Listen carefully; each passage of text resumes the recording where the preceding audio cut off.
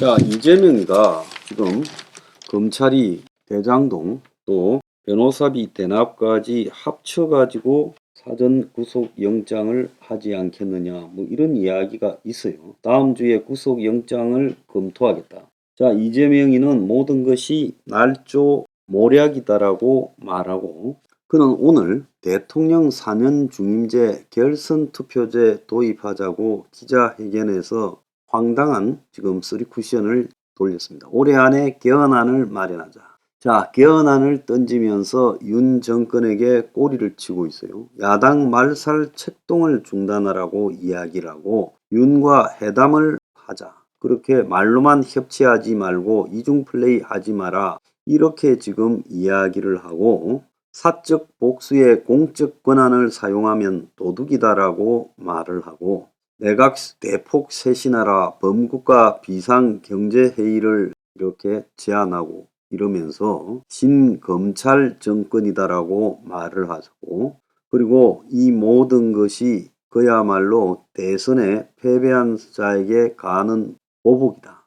그리고 검찰의 조작 왜곡이다라고 말을 합니다.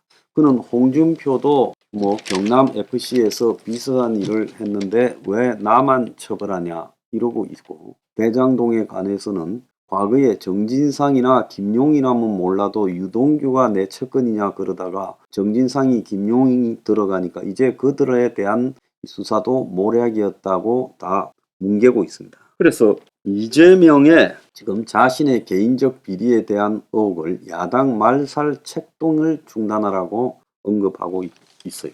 이낙연이가 아니면 이재명의 의혹은 드러나지도 않았을 겁니다. 그런데 지금까지 논란이 있는 것은 치더라도 한번 봅시다. 이재명이가 변호사를 갖다가 수십 명을 고용을 했다. 로펌이 엄청 많이 동원됐다. 최근에 몇 년간 이재명 개인에 대한 법적인 어떤 이 문제들을 해결하는데요. 그래서 변호사 수십 명을 2억 4천만 원을 지출했다. 로펌 여러 개를 동원하는데 그렇게 지출했다라는 것도 지금 말이 안 되죠. 그렇게 변호사가 쌉니까? 자, 더 나아가서 대장동에서 김용과 정진상이 유동규 등을 시켜서 저렇게 김만배, 남욱, 정영학이가 떼돈을 벌어먹게 해줬다면 그것만으로도 시장으로서 자기가 직접 그들을 갖다가 그렇게 떼돈을 벌어먹게 할 줄 몰랐다라고 아무리 우겨봤자 그가 시장으로서 도둑들을 옆에 두고 그들이 또 다른 도둑들과 결탁하게 했다는 것은, 그리고 결제 구조를 그렇게 만들어서 시의 견제기구의 역할을 못했다는 것은 그건 이재명의 잘못이 분명하지 빠져나갈 방법이 없는 거예요. 성남FC도요. 성남FC라는 게 없으면 뭔 문제가 됩니까? 지금 기초자치단체에서 FC라는 축구단을 꼭 가져야 될 이유가 있어요? 없는 데가 훨씬 많지 않아요? 그런 FC라는 것은 지역의 축구 동호회들의 자발적인 참여와 또 지역 주민들의 자발적인 스폰서십으로 운영돼야지 시장이 나서서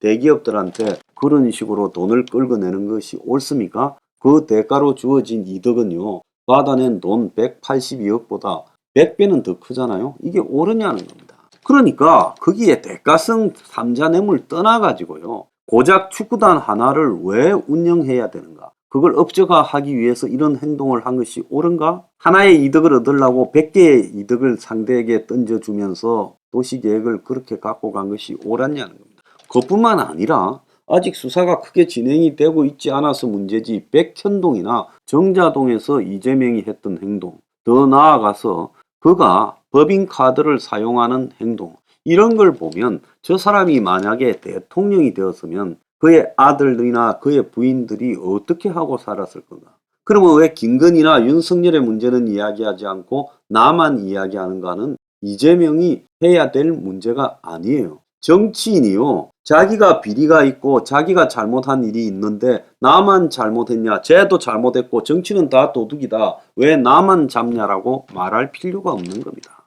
대한민국에 언제 정치가요 보편적 정의가 추구되었습니까? 선택적 정의를 했지요.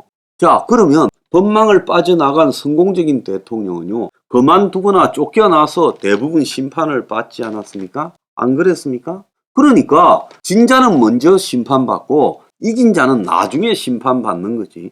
결국은 다 문제가 있으면 최종적으로 처벌을 받게 되어 있다는 겁니다.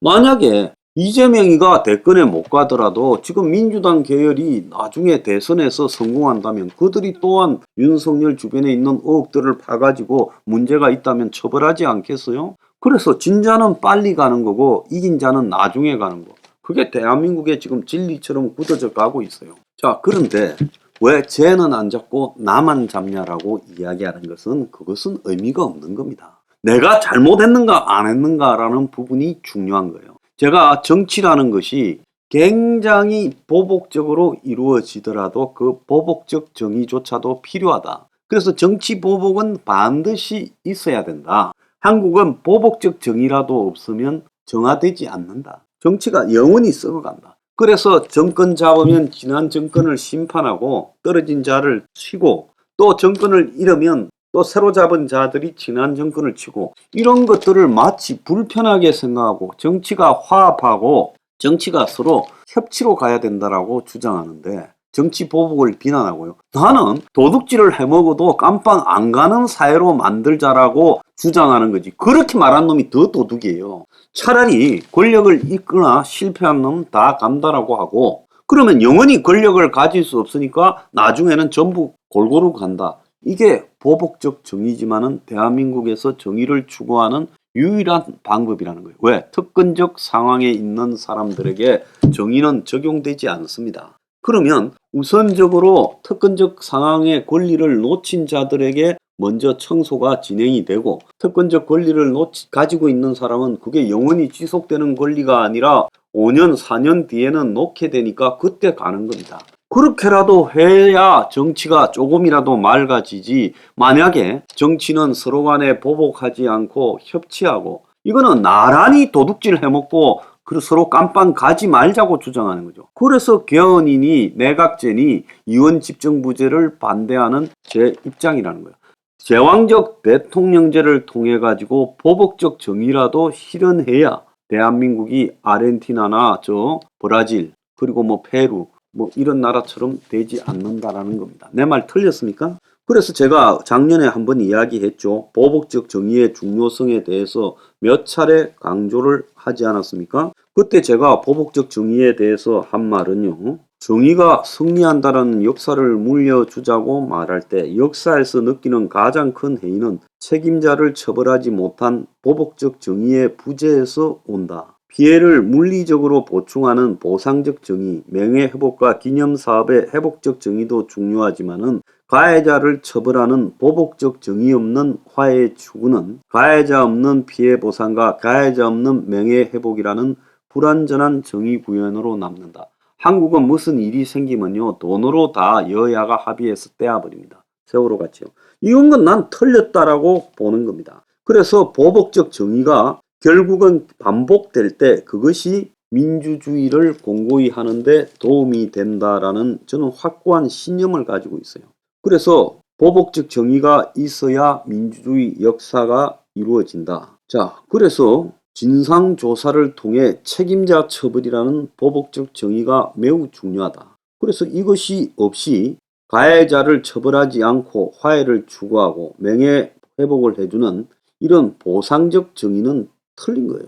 자, 문 정권이 잘못했고 그 밑에서 이재명이가 잘못했으면 적어도 이걸 갖다가 정리해야죠. 문도 결국은 박근혜 정권에 대해서 사적 보복을 정의의 이름으로 하지 않았어요? 그래 내가 그건 나쁜 게 아니다. 잘못했으면 보내라. 대신에 니도 갈 준비를 하라고 제가 그때 누누이 강조했잖아요. 대부분의 정치는 지한테 이익이 되고 돈이 되는 일만 하지요.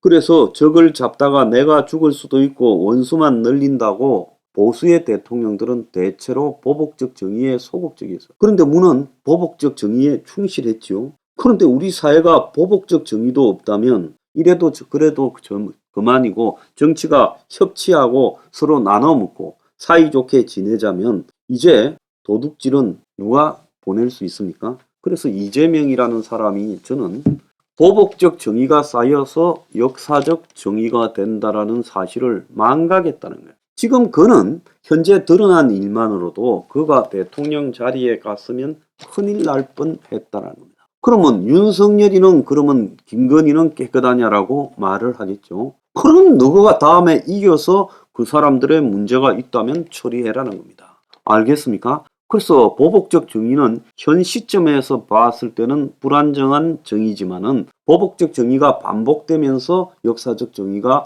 이룩된다는 거예요. 이재명은 그걸 모르는 것 같아요. 그래서 나만 소매치기냐, 버스 안에 소매치기 다 잡아라는 이재명의 말은요, 웃기는 이야기죠. 그건 그냥 니도 가지 말고 나도 가지 말고 퉁치자는 이야기입니다. 그렇게 퉁치면 국민만 죽어납니다.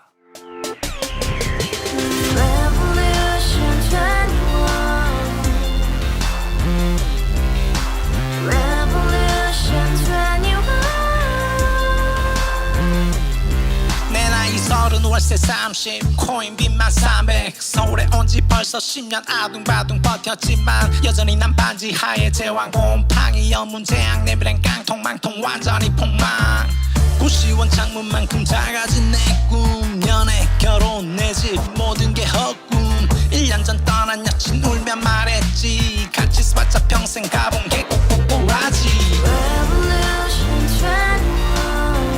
가바후스 700 나도 소유주 가바후스 700 나의 소주 택시기사 우라부지 마트 캐셔 울어무니 우리 집안 다 털어봤자 후줄 그래 개선민 내미래 거기서 팍 끝난 거지 팍 더 이상 노력 따윈 괴물이 스펙 찾아서 말리 비오는 날 알바 잘려 맨날 학원 날 개쳐 발려 밤비 내리는 양화대교 홀로 걷고 있을 때 현수막에 아로 새겨진 평당 700짜리 아파트 다같이 소리 질러 혁명 21 가바후스 700 나도 소유주 가바후스 700 나의 소주 We live together in the house, brand new day, and your dream had just begun. Revolution 21, only open happiness. 너의 곁에 내가 영원히 함께. 지금까지 정치인들 입만 열면 찝찝찝 개소리 멍멍멍 쳤다 하면 뻥 잘난 부모 만나 잘난 학교 나오면 뭐하나 우동살이 꽉 찬 대가리 깡통 소리 텅텅 저 푸른 초원위에 그림 같은 집을 짓고